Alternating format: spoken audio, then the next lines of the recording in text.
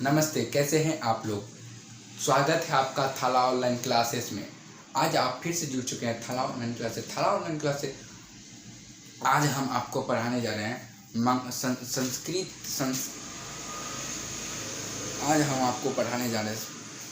संस्कृत का पहला चैप्टर है मंगलम पाठ, और इसका पार्ट 2। पहला चैप्टर का जो है कि पार्ट 1 हम आपको पढ़ा चुके हैं, अब पार्ट 2।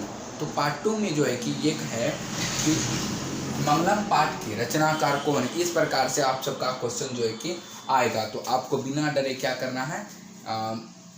मंगलम पाठ के रचनाकार वेद व्यास हैं, ये चीज़ हम लिखा दिए हैं।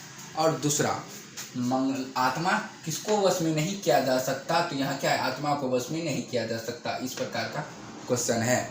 ठीक, अब यहाँ आपको क्वेश्चन वहाँ रहेगा कि विद्वान शोक रहित होकर किसे देखता है, तो हमने यहाँ बता दिए, विद्वान शोक रहित होकर परमात्मा को देखता है।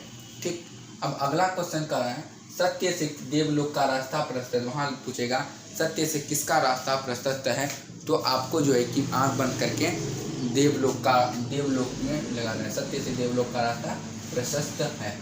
संपूर्ण संसार किसके द्वारा अनुशासित है, ये अगर क्वेश्चन आएगा तो आप लोग क्या चीज़ की संपूर्ण संसार किसके द्वारा अनुशासित है, मतलब कि उसी के अनुसार चलता है, उसी के जो चीज़ वो चाहे वही कर सकता है, किसके द्वारा, तो आप लोग बोलिएगा भगवान के द्वारा। यस, भगवान तो जो जन्म लेते हैं, जो जन्म लेके मृत्यु, उसे भगवान कहते हैं। परमात्मा जो कभी नहीं मरते हैं उसे ही, इसलिए परमात्मा। भगवान भी दे देगा, लेकिन परमात्मा को आपको मानना है।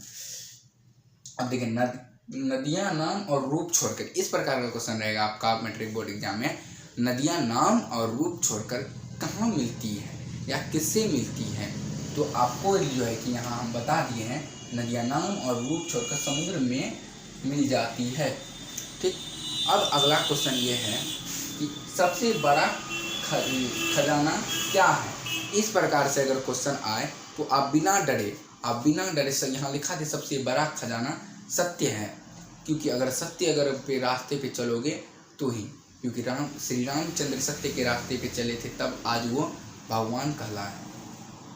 ठीक, अब देखिए, ईश्वर क्या है, मतलब ईश्वर मतलब परमात्मा।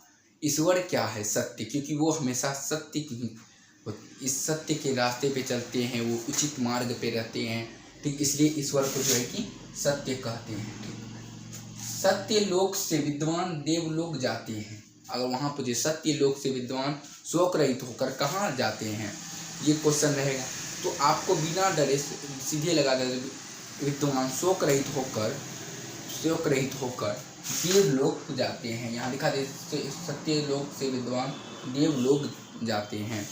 ठीक, तो आज जो है कि हम पार्ट 1 में 10 ऑब्जेक्टिव क्लियर किए थे, पार्ट 2 में 10 ऑब्जेक्टिव क्लियर किए, 10 ऑब्जेक्टिव, टोटल मिला के मेरा 20 हो गया। अब अगला पार्ट, यही आपको जो पहला चैप्टर थोड़ा सा लंबा, इसलिए आपको लग रहा है कि बहुत है, लेकिन अगला चैप्टर जो है कि एकदम इससे भी आसान है। ठीक, तो मिलते हैं अगले वीडियो में, तब तक के लिए धन्यवाद।